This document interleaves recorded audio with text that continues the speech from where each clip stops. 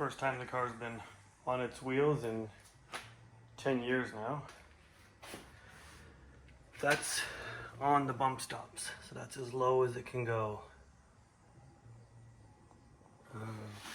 There's clearance all the way through, but I think I'm going to relocate this upper coilover mount down maybe 3/4 of an inch to an inch. It's definitely sitting too low. And the same thing at the back, that's on the bump stops. So I'm gonna adjust both of the coilover mounts a little bit. There's just a little bit of space. It won't bottom out, but it's very close. I like the rocker this high, but obviously the wheel is not going to turn. And the back does tuck in nicely. So have to adjust the mounts and then see what it's like at ride height. Getting some more work done on the 69 Camaro. Got the car on the ground for the first time in a decade. Got the suspension on, coilovers. I actually have to move the coilover mounts front and rear. I did my best while it was on the frame table to get them where I wanted, but miscalculation. I need to move both of them down about an inch. So that's not that big of a deal. This is it sitting at ride height. I've got the radiator mocked up there. This is not the rad that I'm going to run. It's just, I bought this from Rock Auto. They had a special just on the stock Stingray, C7 Stingray rad. And I bought some Mishimoto silicone rad hoses so that everything is off the shelf. I'm trying to do the fewest number of custom items in drivetrain and cooling and stuff, so that at least if something gets damaged, I can get a replacement fairly quickly. So the rad is nice and low. That's going to allow me to bring the air intake over top here. So the air intake for the supercharger, I'll build a block off here and a box. Haven't decided whether if I'm going to run like a cone filter or just put a box that comes right into here and put a panel filter in the back with some kind of a back on it that goes to the round outlet that can be removed to change the panel filter.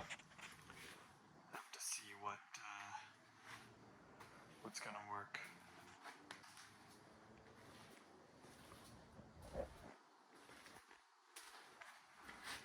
So the stance is pretty good.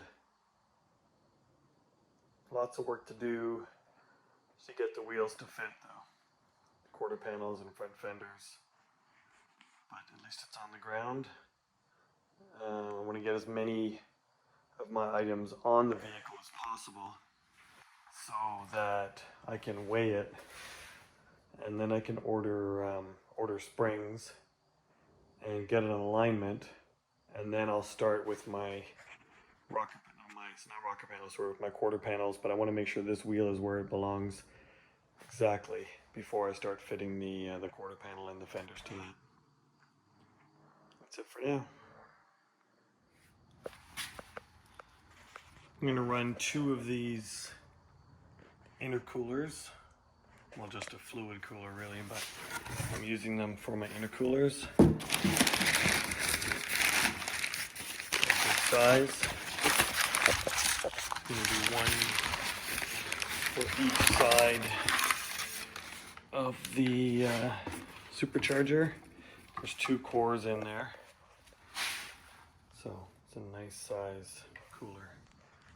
Do one in the front corner of each. That's what I need to work out next, how I'm going to get the air in there and where it's going to mount. And I have two circulating pumps, one for each side. And I've ordered from Maximum Motorsports. This is the stock manifold.